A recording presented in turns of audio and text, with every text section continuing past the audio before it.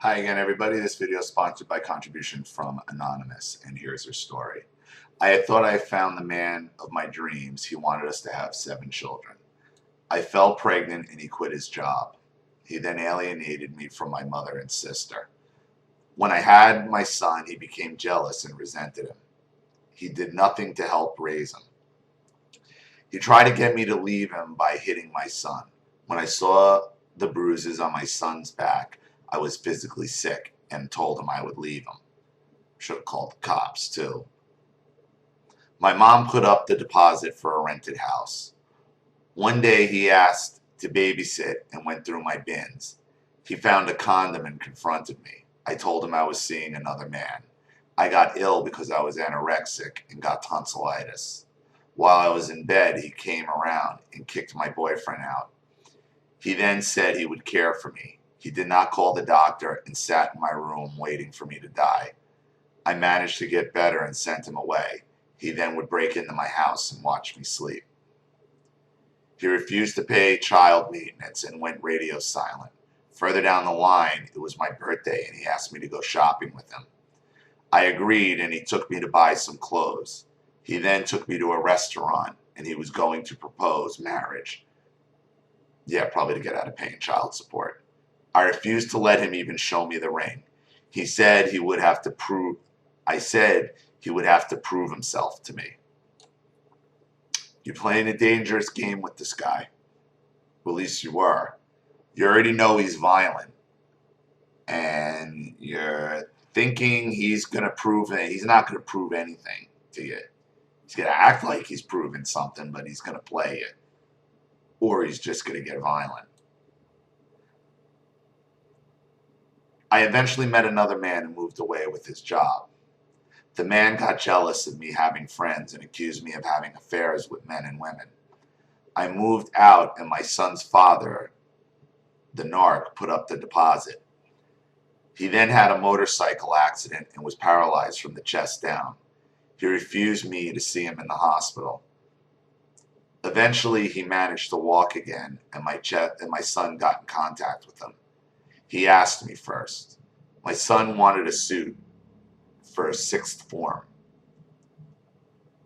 His father came around the day early and I allowed him to stay the night.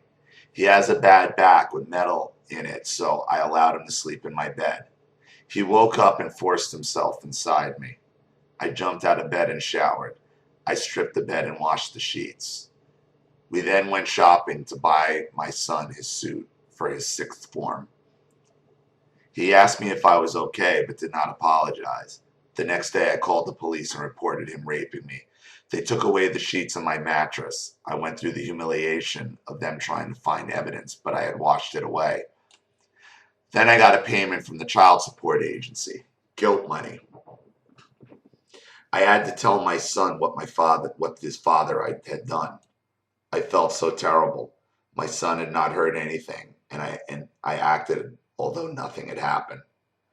Eventually, I got the rest of the money from the child support agency. I put some in a bank account for my son, and I paid off my debts. My car broke down, and when my son went off to university, he asked his father to help him move in. His father bought him a laptop and driving lessons. He then went out of goodwill. He then and out of goodwill, and even though he promised my son that he would buy him a car, he did not. My mother bought my son a car, and my stepdad paid for the insurance. My son got his degree and is a teacher. His father tried to get my son to come to work with him. I emailed him and told him to leave my son alone. He has, thank God. I am now in therapy because I was held prisoner by him after giving birth to my son. I was sexually abused as a child and was too scared to tell the truth. I was 36 when I told the police. The police could not find my abuser, so I did. He had moved to another island where the laws were different. When they got him back to England to interview him, he turned up in a wheelchair. He has MS. The police told me to drop the case because he suffered enough. I'm going to reopen the case. There are a couple of witnesses they did not talk to, and he had sexually abused his own adopted daughter too. My son gave photos of his graduation to his father, and he goes around proud of his achievements. He is a narc of the first degree, a rapist, and he hit my son when he was in nappies twice. I am so pleased to have had the guts to leave him. He rides around on motorcycles and fast cars. He deserves to have another motorcycle accident.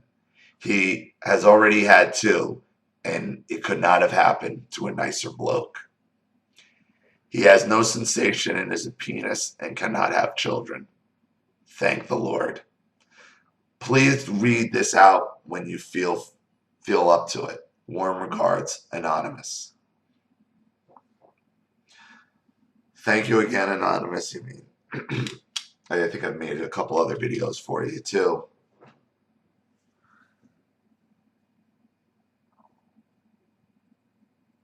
You know,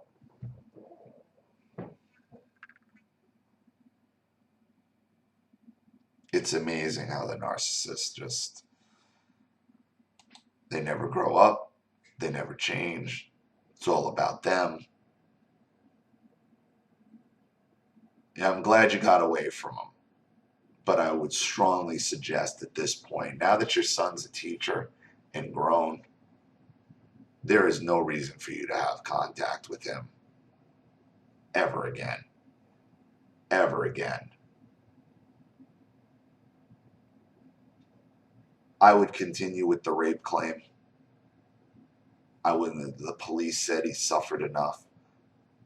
The narcissistic rapist never suffers enough. They never suffer. Even when they are physically suffering, they still find a way to hurt you, don't they? Denying you access, or cutting you out of a will, or whatever it may be. Saying horrible things to you. Still managed to get his narcissistic supply, though, didn't he? For this penance that he's paying for rape. He hasn't suffered anything. The narcissist doesn't suffer enough. And that's the bottom line. But there is no reason to stay in contact with your narcissistic ex after the children are grown. None. So I hope you cut it all off. Thank you for your contribution, and thank you for your story. Thank you, everybody watching. Please leave any advice or opinions in the comment section below. And again, if you want your story read on the channel, you have a topic you'd like me to cover, a narcissist you'd like to expose, you know what to do with the PayPal and the email links in the description box. I'll have the video right back to you. This is Ollie Matthews. Thanks for watching. See you all again soon.